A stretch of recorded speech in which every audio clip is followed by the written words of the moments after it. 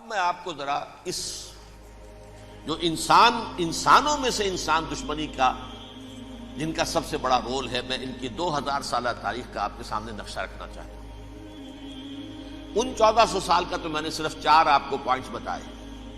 موسیٰ سے عیسیٰ تک 1400 برس علیہم الصلوۃ والسلام، 2 مرتبہ عروج، 2 مرتبہ زوال، اشیریوں کے ہاتھوں پٹوائی، بابلیوں کے ہاتھوں پٹانا، گریکس کے ہاتھوں مرمت، رومنز کے ہاتھوں مرمت۔ یہ جو 2000 سال ہے، کیونکہ اب تو ظاہر بات ہے 21ویں صدی شروع ہو گئی، 20 صدیاں حضرت مسیح کو پوری ہو گئی۔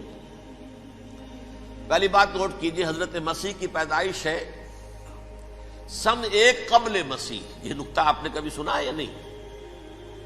جب ملینیم کا سلسلہ شروع ہوا تھا پچھلے سال، تو میں نے بیان کر دیا تھا کہ ایک عجیب حساب کے اندر انہوں نے غلطی کی ہوئی ہے۔ حضرت مسیح کی پیدائش ہوئی 25 دسمبر کو، سن انہوں نے شروع کر دیا، جو اس کے بعد جنوری آئی تو پہلا سال شروع ہو گیا۔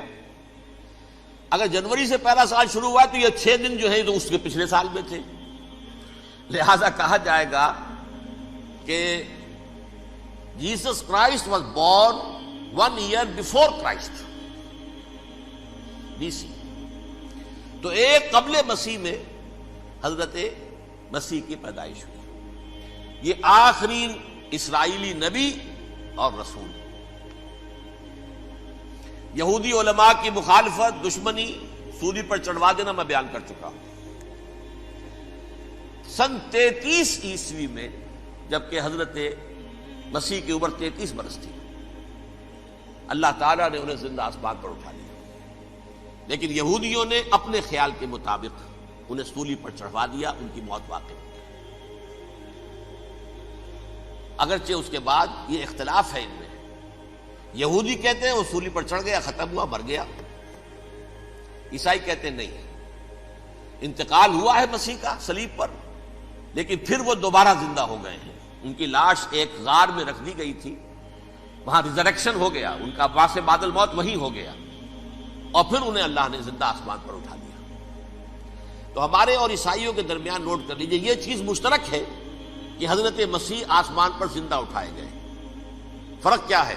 وہ سمجھتے ہیں کہ سولی دیے گئے، سولی پر مرے، پھر زندہ ہوئے، پھر گئے۔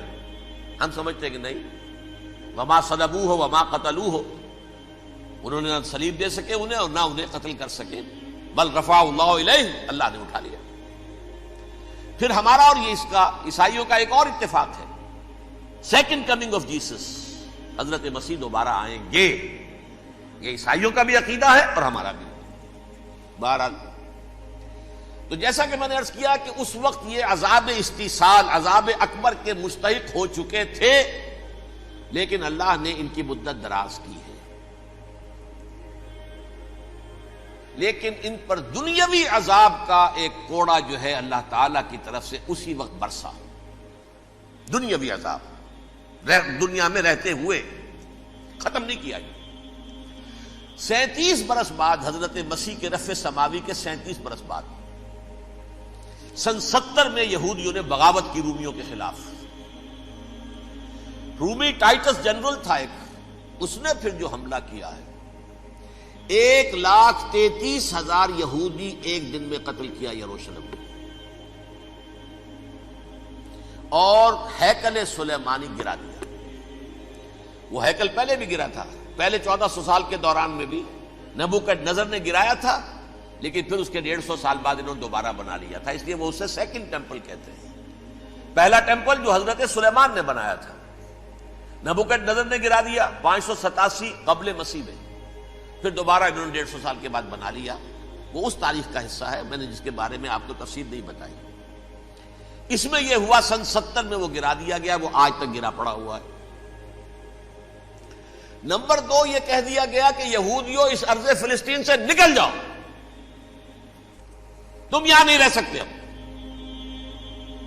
لہذا جس کا جہاں سینگ سمایا چلا گیا، یورپ میں چلے گئے، ایشیا میں آ گئے، عرب میں آ گئے، یہ 3 قبیلے جو رات بھی میں نے عرض کیا تھا، بنو قینقاع، بنو نذیر اور بنو قریظہ، یہ وہاں سے آ کے مدینے میں آباد ہو گئے۔ جس کا جہاں سینگ سمایا، افریقہ میں، ہندوستان میں، جہاں چلے گئے، ڈایاسپورا اسے کہتے ہیں، وہ آپ نوٹ کر لیجیے اس لفظ کو، ڈایاسپورا، ہمارا دور انتشار، جبکہ ہمیں ہماری اصل سرزمین تو فلسطین ہے، حضرت ابراہیم کا مسکن، حضرت اسحاق حضرت یعقوب کا مسکن فلسطین، یہ ہے ہماری اصل جاگیر، یہ تو ہماری جدی پشتی جاگیر ہے، لیکن یہاں سے نکال دیے گئے سن 70 عیسوی میں، اور وہاں سے لے کے 1917 تک ان کا ڈایاسپورا جاری رہا۔ یہ دور انتشار ہے۔ اس دور انتشار کے اب چند حصے ہیں جس کو میں چاہتا ہوں کہ آپ علیحدہ علیحدہ سمجھ لیں۔ دور انتشار کا جو پہلا جو ہے تقریباً 300 برس، رومی حکمران تھے، وہ یہودیوں کے بھی دشمن تھے اور عیسائیوں کے بھی دشمن تھے، عیسائی اور یہودی ایک دوسرے کے بھی دشمن تھے، لیکن رومی سمجھتے تھے کہ یہ ایک ہی تھیلی کے چٹے بٹے ہیں۔ رومیوں کے نزدیک عیسائی بھی یہودیوں ہی کا ایک فرقہ تھے، کوئی علیحدہ مذہب تو تھا ہی نہیں، لہذا رومی جو ہیں رومنز وہ ان دونوں کو ستاتے تھے، مارتے تھے، اور یہ آپس میں لڑتے تھے، یہودی عیسائیوں کو مارتے تھے، عیسائی یہودیوں کو مارتے تھے۔ یہ ہے 300 برس تک کی تاریخ۔ سن 300 عیسوی میں کیا ہوا؟ ایک معجزہ ہو گیا۔ بہت عظیم ایمپرر کانسٹینٹائن، قسطنطین اعظم، رومن ایمپررز میں سے بہت بڑا ایمپرر، وہ عیسائی ہو گئے۔ اب تو معاملہ بالکل تلپٹ ہو گیا، پوری سلطنت عیسائی ہو گئی۔ اب عیسائیوں کے عیش ہو گئے اور یہودیوں پہ مار پڑنی شروع ہوئی۔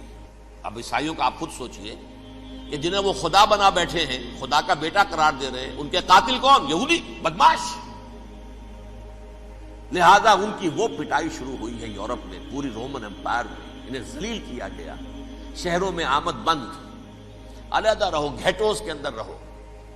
یہودی کا نام جو ہے وہ گالی بن گیا، جیسے آج بھی یہودی گالی کہتے ہیں، جیسے خنزیر کا لفظ، آخر وہ بھی اللہ کی مخلوق ہے، لیکن آپ کو معلوم ہے کوئی شخص زبان پر نام نہیں لانا چاہتا خنزیر کا، سور کا، ہے تو مخلوق، وہ بھی ایک حیوان ہے۔ ایسے ہی یہ ہے یہودی گالی، جیوٹ گالی۔ لہذا ایک طرف تو ان دونوں کے درمیان دشمنی، جس کو قرآن کہتا ہے وَأَغْرَيْنَا بَيْنَهُمُ الْعَدَاوَةَ وَالْبَغْضَاءَ، ہم نے ان کے مابین دشمنی جو ہے پیدا کر دی ہے۔ اور جب یہ پوری سلطنت عیسائی ہو گئی تو قافیہ تنگ ہو گیا یہودیوں کا۔ اب آئیے 571 عیسوی، یعنی جب کہ ڈایاسپورا کو کتنا عرصہ ہو چکا تھا؟ 500 برس۔ سن 70 سے شروع ہوا نا ڈایاسپورا، جب ٹائٹس نے گرایا ہے ہیکل کو اور نکال باہر کیا انہیں فلسطین سے، بھاگ جاؤ یہاں ایک یہودی بھی نہیں رہے گا، فلسطین سے نکال دیے گئے۔ اس کے پورے 500 برس بعد سن 571 عیسوی میں حضور کی پیدائش ہوئی، ولادت باسعادت محمد رسول اللہ صلی اللہ علیہ وسلم۔ 610 میں آپ پر وحی کا آغاز ہوا، لیکن حضور کے ساتھ ان کا معاملہ کیا رہا؟ اول تو جبکہ حضور ابھی مکے ہی میں تھے، یہودیوں نے ریشہ دوانیاں شروع کر دی حضور کے خلاف۔ قریش مکہ کو سکھاتے تھے، پڑھاتے تھے، ان سے یہ پوچھو، ان سے یہ پوچھو، انہیں اس طرح تنگ کرو، ان سے یہ امتحان لو، یہ آپ کے علم میں ہے۔ سورہ بنی اسرائیل میں، سورہ کہف میں وہ سوالات، جو امتحانی سوالات آئے تھے، ذوالقرنین کون تھا، اصحاب کہف کون تھے، تم رسول بنے پھرتے ہو تو بتاؤ، اور یہ روح کی حقیقت کیا بتاؤ۔ یہ ساری ریشہ دوانیاں کر رہے تھے بیٹھے ہوئے، ابھی وہیں پر حضور ابھی پہنچے بھی نہیں۔ ہجرت فرما کر حضور تشریف لے آئے تو حضور نے، جسے ماسٹر سٹروک کہا جائے گا، یعنی اسٹیٹس مین شپ کا ماسٹر سٹروک، آپ نے مدینے میں آتے یہودیوں کے ساتھ پیکٹ کر دیا، جوائنٹ ڈیفنس پیکٹ آف مدینہ، کہ اگر مکے والے ہم پر حملہ کریں گے تو ہم مل جل کر ایک قوم کی حیثیت سے مقابلہ کریں گے۔ یہ میثاق مدینہ کہلاتا ہے، جس کے بہت غلط معنی پہنائے جا رہے ہیں آج کل۔ بہرحال میں موضوع میرا چونکہ یہ نہیں، میں ادھر نہیں جاؤں گا، لیکن ہوا کیا؟ ہر مرتبہ یہ خیانت کے مرتکب ہوئے، ان نے جو عہد کیے تھے ان سے پھرے، اندر ہی اندر سازش، ریشہ دوانی، حضور کی بدترین دشمنی۔ سورہ نساء کی آیت نمبر 12 میں 13 میں فرمایا ہے لا تزال تطلع علی خائنۃ منہم، اے نبی ہمیشہ آپ کے علم میں ان کی طرف سے خیانتیں، بددیانتیاں آتی رہیں گی. اور بار بار وہ مسلسل جنگ کی آگ بھڑکاتے تھے. قریش کو دعوت دیتے، آؤ آؤ آؤ ہم اندر سے بغاوت کر دیں گے، تم آؤ تو صحیح، ختم کریں محمد کو اور اہل ایمان کو صلی اللہ علیہ وسلم رضی اللہ تعالی عنہم اجمعین. لیکن پھر جب وہ آتے تھے تو یہ دبک جاتے تھے، ان میں ہمت نہیں تھی. میدان کے مرد نہیں رہے تھے. یہ سورہ حشر میں ان کا نقشہ کھینچا گیا ہے. کھلے میدان میں مقابلے کی اس کے اندر صلاحیت ہی نہیں. یہ تو فصیلوں کے پیچھے سے، جیسے عورتیں کہیں دیہات میں لڑائی ہوتی ہے تو مرد جو ہے گلیوں میں لڑتے ہیں، عورتیں اوپر سے پتھر پھینکتی ہیں، بس وہ کام یہ کر سکتے تھے. من ورائے جدر، فصیلوں کے پیچھے سے، جنگ میں میدان میں نہیں آ سکتے. بہرحال قرآن مجید میں ہے یہ سورہ مائدہ کی آیت نمبر 64، کلما اوقدوا نارا للحرب اطفاها اللہ. اکثر و بیشتر مواقع پر تو یہ جب آگ بھڑکاتے تھے جنگ کی، اللہ اسے بجھا دیتا تھا. لیکن بہرحال اس کے باوجود جنگیں ہوئی، غزوہ بدر، غزوہ احد ہوئی کہ نہیں؟ یہ ساری اصل شرارت ہوئی. اور اس کے نتیجے میں حضور نے پھر ایک ایک کر کے 3 قبیلوں کو سزا دی. غزوہ بدر کے فوراً بعد بنو قینقاع نکالے گئے مدینے سے، غزوہ احد کے فوراً بعد بنو نذیر نکالے گئے، اور غزوہ احزاب کے بعد بنو قریظہ نکال دیے گئے. یہ تو میں نے آپ کے سامنے رکھ دیا صرف حضور کے زمانے میں ان کا کیا رویہ رہا. دشمن رات بھی ہم نے وہ آیت پڑھی تھی، لَتَجِدَنَّ أَشَدَّ النَّاسِ عَدَاوَةً لِلَّذِينَ آمَنُوا الْيَهُودُ وَالَّذِينَ أَشْرَكُوا. اہل ایمان کی دشمنی میں شدید ترین تم پاؤ گے یہودیوں کو اور مشرکین. مشرکین بھی بعد میں ہے، پہلے یہودی. حضور کے بعد کیا ہوا اب یہ نوٹ کیجئے، یہ ان کی تاریخ کا دوسرا دور. حضرت عمر رضی اللہ تعالیٰ عنہ کا عہد خلافت ہے. بیت المقدس کا محاصرہ کیا گیا، فصیل بڑی اونچی، شہر اندر سے سیلف سفیشینٹ، حملے کا راستہ کوئی نہیں. محاصرہ طول کھینچ رہا ہے لیکن ان کے پاس رسد بھی موجود ہے، پانی بھی موجود ہے، وہ دروازے بند کر کے بیٹھے ہوئے. بالآخر اللہ تعالیٰ کی مشیت کا ظہور کیسے ہوا؟ ان کے کچھ علماء آئے فصیل پر، کہا دیکھو مسلمانوں، تم قیامت تک بھی یہاں پڑے رہو گے محاصرہ کر کے، ہمارا یہ شہر فتح نہیں ہوگا. ہاں ایک درویش بادشاہ کے ہاتھوں یہ شہر فتح ہونا ہے، لیکن تمہارے اندر ہمیں وہ نظر نہیں آ رہا. ابو عبیدہ بن الجراح رضی اللہ تعالی عنہ، امین هذه الامہ، ان کا فوراً ذہن گیا وہ درویش بادشاہ مدینے میں بیٹھا ہوا ہے، عمر رضی اللہ تعالی. اب ایک اور عمر بھی ہے جو قندھار میں بیٹھا ہے. نقشہ وہی ہے، سادگی کی حد تک نقشہ وہی ہے، بالکل وہی، اپنی آنکھوں سے دیکھا ہے وہی سادگی. عمر اول، عمر ثانی تھے عمر بن عبد العزیز.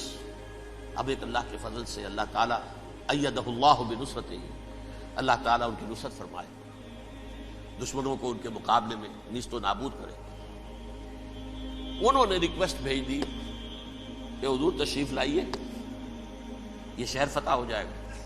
وہ ہے سفر تاریخی، اتنا طویل سفر، تقریباً 700 میل، ایک اونٹ، ایک خادم، ایک منزل پہ امیر المومنین اوپر بیٹھے، خادم آگے چل رہا ہے، اگلی منزل پہ خادم اوپر بیٹھا ہے، امیر المومنین آگے جا رہے ہیں. اور جب پہنچے ہیں تو وہ باری تھی خادم کی. انہوں نے ہاتھ جوڑ دیا، حضور خدا کے لیے تم کیا کہیں گے لوگ، وہ میرا برا حال کر دیں گے، تمہیں شرم نہیں آئی؟ امیر المومنین پیدل آگے چل رہے ہیں نکیل پکڑ کر، اور تم بیٹھے ہو اوپر براجمان ہو. حضرت عمر فرمایا الدور دورک، نہیں باری تمہاری ہے، بیٹھ. اس حال میں پہنچے ہیں. اور پھر یہ کہ ابو عبیدہ بن الجراح آئے ہیں، استقبال کیا ہے تو دیکھا ہے اس حال میں چلے آ رہے ہیں. عمر نکیل پکڑے ہوئے چلے آ رہے ہیں، اور کہتے ہیں کہ کہیں کیچڑ ویچڑ تھا، جوتے خراب ہو گئے تھے، وہ بھی اتار کے ہاتھ میں پکڑے ہوئے، کپڑے تو تھے ہی پھٹے ہوئے. انہوں نے کہا بھی حضرت ابو عبیدہ نے، دیکھیے یہ بڑا متمدن ملک ہے، بڑا مہذب علاقہ ہے یہ، آپ ذرا حلیہ اپنا دوست فرما لیں تب جا کے پیش ہم آپ کو کریں گے. آپ نے فرمایا نحن قوم اعزنا اللہ بالاسلام، ہم وہ قوم ہیں جنہیں اللہ نے عزت دی ہے اسلام کے ذریعے سے، کپڑوں کے ذریعے سے نہیں، دولت کے ذریعے سے نہیں۔ اسی حال میں گئے ہیں، اوپر سے انہوں نے کھڑے ہو کر نشانیاں دیکھی ہیں، اپنی کتابیں کھولی، ہاں یہ وہی ہے، اچھا لو جی سرنڈر، شہر تمہارے ہاتھ میں۔ خون کا ایک قطرہ نہیں بہا اور بیت المقدس فتح ہو۔ لیکن اس وقت حضرت عمر نے ایک نرمی یہ کی کہ یہودیوں کے لیے بھی اسے اوپن سٹی قرار دے دیا۔ یہ احسان عظیم حضرت عمر کا، اس سے پہلے یہودی آ ہی نہیں سکتا تھا، داخل ہی نہیں ہو سکتا تھا، وہاں وہ آ کر وزٹ نہیں کر سکتا تھا، زیارت نہیں کر سکتا تھا اپنے مقدس مقامات کی۔ حضرت عمر نے یوں سمجھیے کہ تقریباً 550 برس کے بعد ان کے لیے راستہ کھولا ہے کہ ہاں تم آ سکتے ہو، زیارت کر سکتے ہو۔ لیکن یہ عیسائیوں نے لکھوایا معاہدے کے اندر، انہیں یہاں آپ آباد ہونے کی اجازت نہیں دیں گے، لیکن کم وزٹ دی پلیسز، دیکھیں زیارتیں کریں اور جائیں۔ یہ معاہدہ حضرت عمر کا ہے رضی اللہ تعالیٰ، جو پھر خلافت راشدہ کے بعد بنو امیہ نے بھی اس کو آنر کیا، بنو عباس نے کیا۔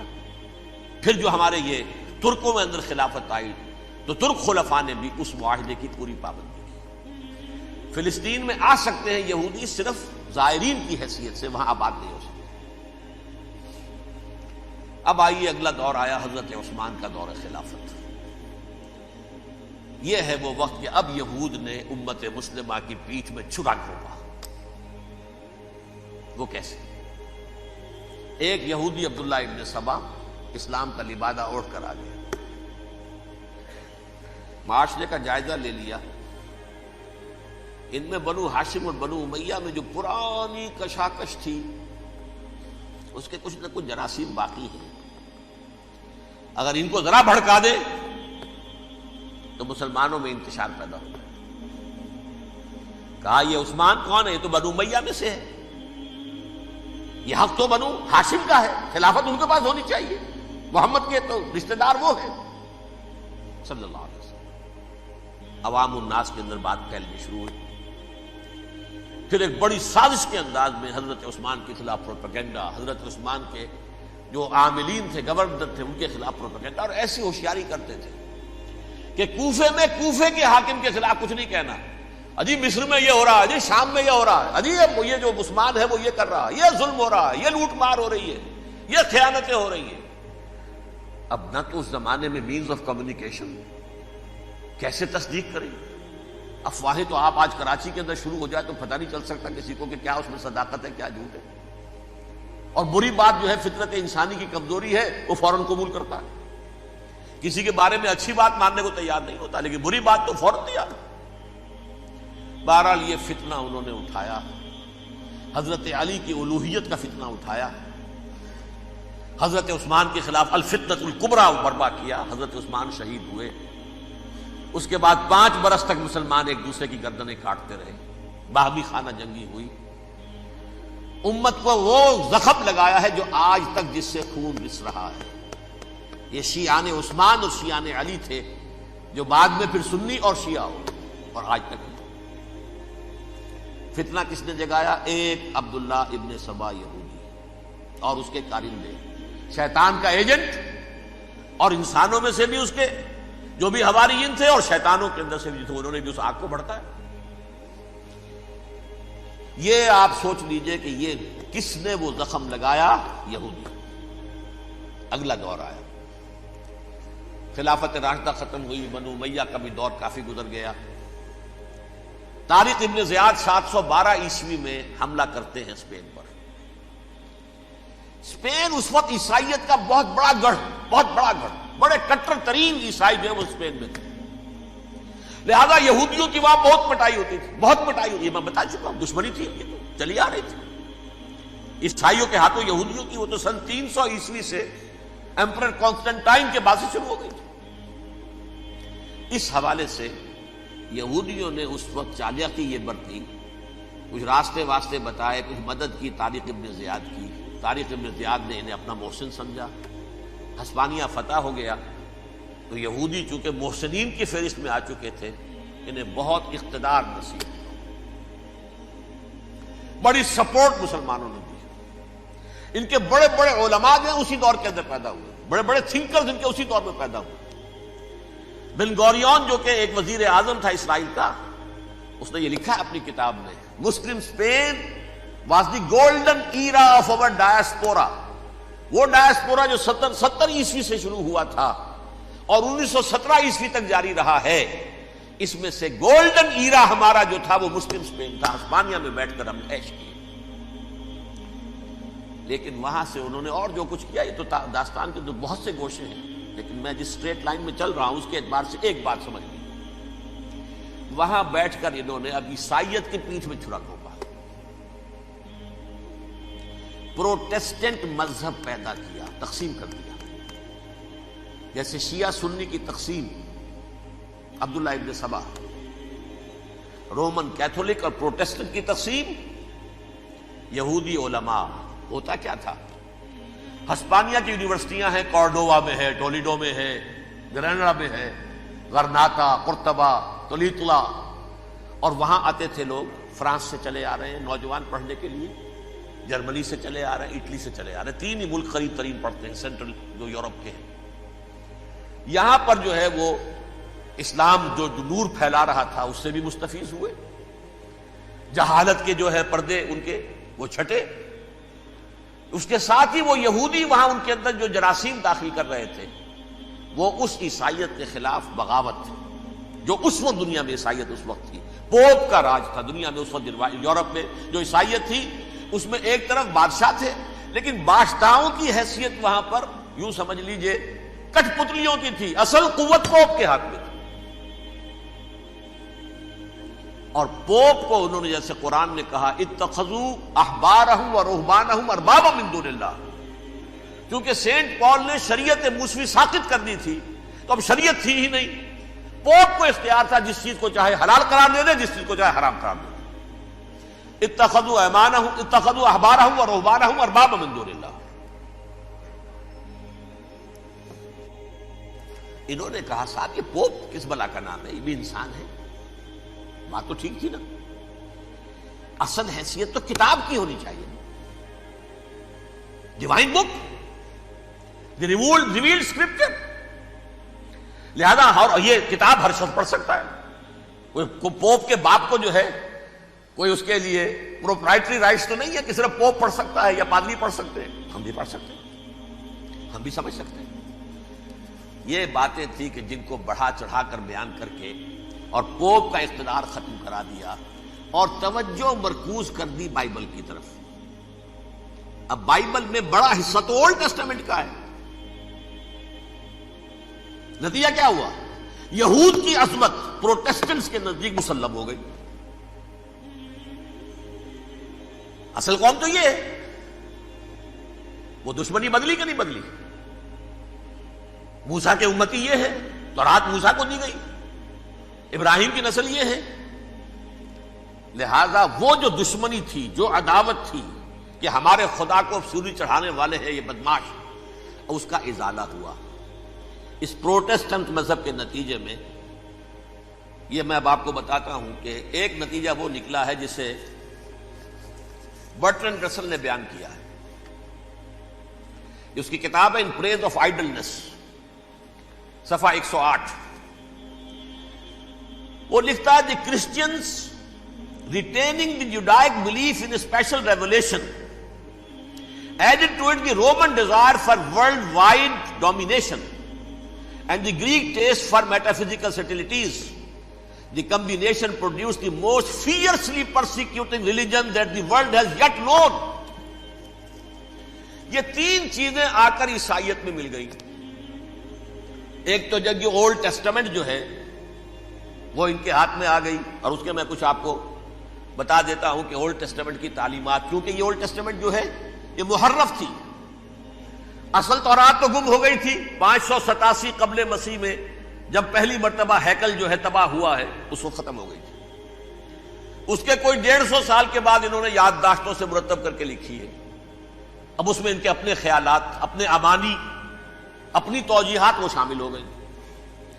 لہذا میں آپ کو حوالے دیتا ہوں، اس کتاب کے اندر مظالم کی جو تعلیم دی گئی ہے، اہل کتاب نے اپنے مظالم قتل عام کے جواز کے لیے تورات میں تبدیلیاں کی اور پیغمبروں پر دہشت ناکی اور بدترین حرام کاری کے الزامات لگائے. سنیے، پہلا حوالہ ہے یہ گنتی باب 31 آیات 17-18.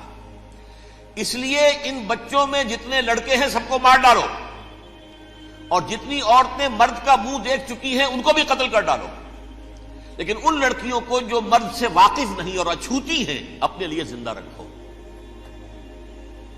یہ کسی اللہ کی کتاب کا یہ جملہ ہو سکتا ہے؟ کسی ریویل بک کا؟ اور سنیے، یہ ہے استثناء ڈیٹرانومی باب 20 آیت 16-18. پر ان قوموں کے شہروں میں جن کو خداوند تیرا خدا میراث کے طور پر تجھ کو دیتا ہے، کسی ذی نفس کو جیتا نہ بچا رکھنا، جیسا خداوند تیرے خدا نے تجھ کو حکم دیا بالکل نیست کر دینا.